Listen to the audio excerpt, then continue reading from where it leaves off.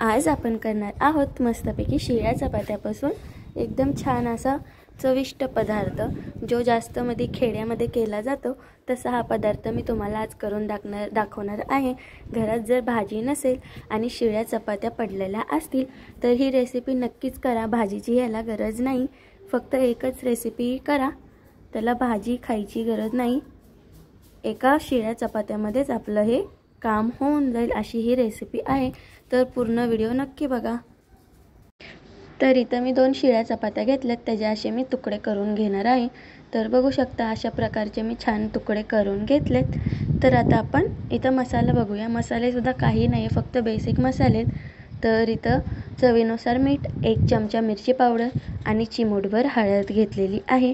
तसंच 1 कांदा आणि टोमॅटो असा मी बारीक कट करून घेतलाय आणि तसंच 2 चमचे इथं बेसन आणि 1 मॅजिक मसाला असा घेतलेला आहे। जर तुमच्याकडे रात्रीची डाळ असेल तर ती सुद्धा तुम्ही ह्याच्यामध्ये टाकू शकता आणि बेसन स्किप करू शकता।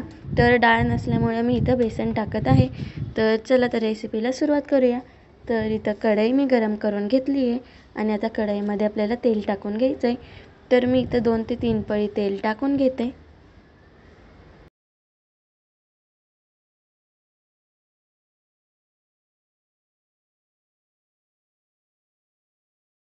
तर छान तेल गरम झाल्यानंतर थोडीशी चिमूटभर मोहरी आणि थोडीशी जिरे टाकून छानपैकी त्याला तडका येऊन द्यायचा आहे।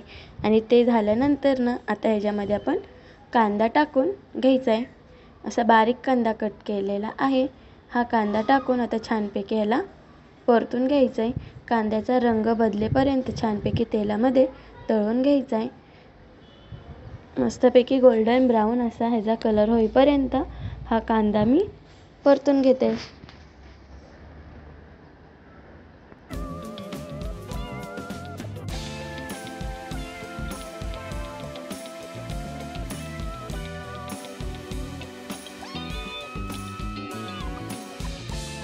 तर बघू शकता 1-2 ते 3 मिनिटांनंतर ना कांद्याचा रंग बदललाय।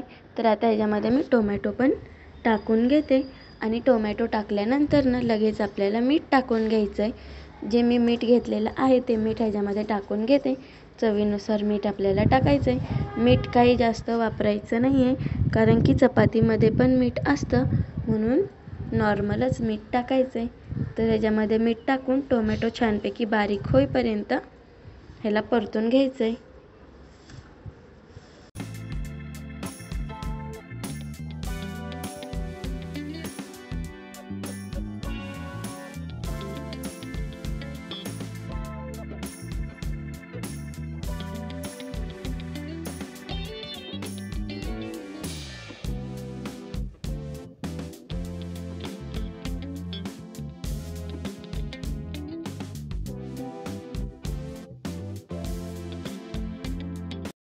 तर बघू शकता छानपैकी टोमॅटो बारीक झालाय। तर आता आपण ह्याच्यामध्ये मसाले टाकून घेऊया। 1 चमचा मिरची पावडर, चिमूटभर हळद आणि तसंच आपला तो मॅजिक मसाला टाकून घ्यायचा आहे। आणि जर मॅजिक मसाला टाकू नाही वाटला तुम्हाला तरी काही हरकत नाही आहे, तो तुम्ही स्किप करू शकता। तर मी तर मॅजिक मसाला टाकलाय। तर आता छानपैकी हे मिक्स करून घ्यायचं आहे, मसाला करपून द्यायचा नाही आहे।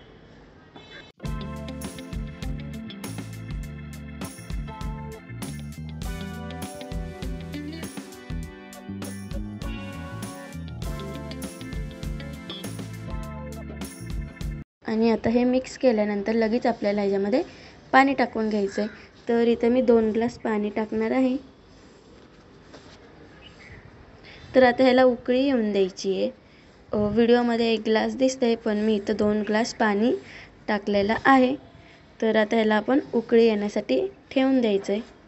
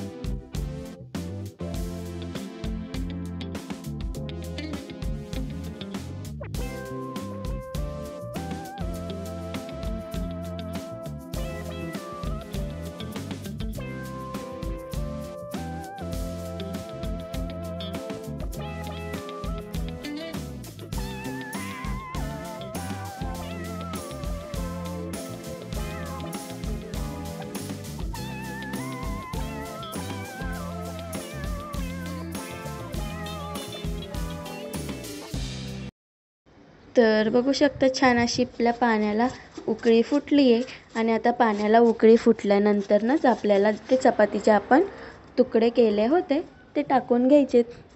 तर मी आता ह्याच्यामध्ये ते तुकडे टाकून घेणार आहे।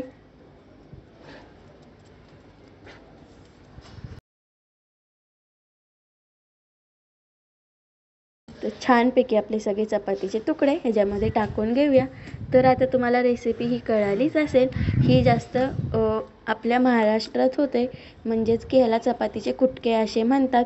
रात्रीची शिळी भाजी किंवा कालवण किंवा डाळ असतं त्याच्यामध्ये हे कुटके केले जातात आणि काहीच भाजी घरात नसेल, फक्त शिळ्या चपात्या असतील तर हे कुटके मी ज्या पद्धतीने केलेत त्या पद्धतीने केले जातात।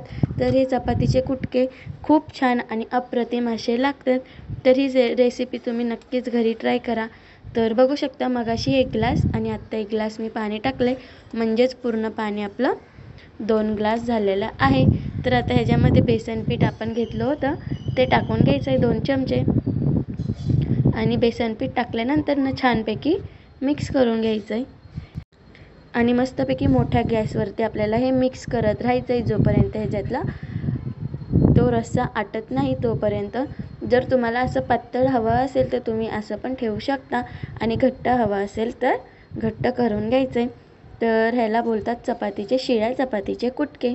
तर ही रेसिपी महाराष्ट्रात तयार होते, तर नक्कीच तुम्ही रेसिपी ट्राय करा।